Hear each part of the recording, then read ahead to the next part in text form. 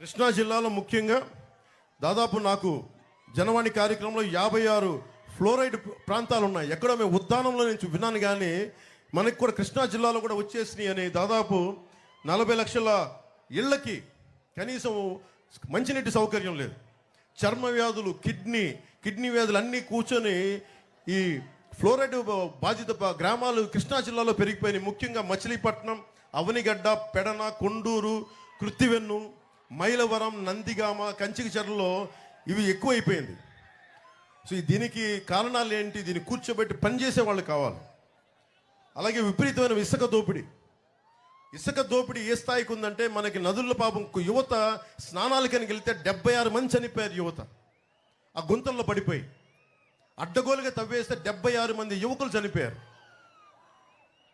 CM ఇంటి పక్కనే ఉంది, జగన్ ఇంటి పక్కనే ఒక ఇల్లీగల్ రీచ్ ఉంది, ఇల్లీగల్ శాండ్ రీచ్. దాన్ని కూడా దృష్టిలో లేదు వాళ్ళకి. అంత అడ్డగోలుగా దోపిడీ చేస్తూ ఉన్నారు.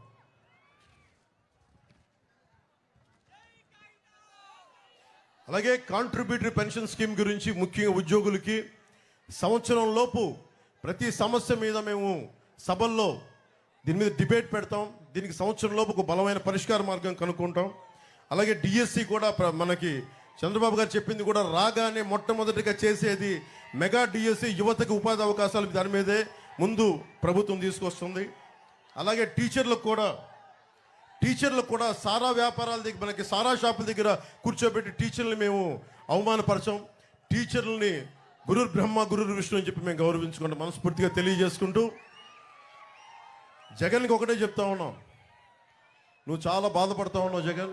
నాకు ప్రత్యేకించి నా మీద నీకు చాలా కోపం పెరిగిపోతా ఉంది, నాకు తెలుస్తూ ఉంది. నీ కోపానికి కారణం నువ్వు ఓడిపోతున్నావు నీకు బలంగా తెలుసు. మా ప్రభుత్వం వస్తుందని తెలుసు. వచ్చాక ఒక్కొక్క రౌడీ, వైసీపీ రౌడీ ఎమ్మెల్యే మాజీ ఎమ్మెల్యేలు అవుతారు. కాబట్టి యువతని, మహిళల్ని అడ్డగోలుగా మీరు ప్రజా సంపదను ఎలా దోచారు, మనకి ప్రకృతి వనరులను ఎలా దోచారు, మీ అందరినీ ప్రత్యేకించి మీకు శిక్ష పడేలా చేస్తామని మనస్ఫూర్తిగా తెలియజేసుకుంటూ, పెడన నియోజకవర్గ ప్రజలందరికీ, అన్నదమ్ములందరికీ, ఆడపడుచులు ప్రతి ఒక్కరికి కూడా మేము మీకు అండగా ఉంటాం. మా కూటమిని గెలిపించని మనస్ఫూర్తిగా కోరుకుంటున్నాం.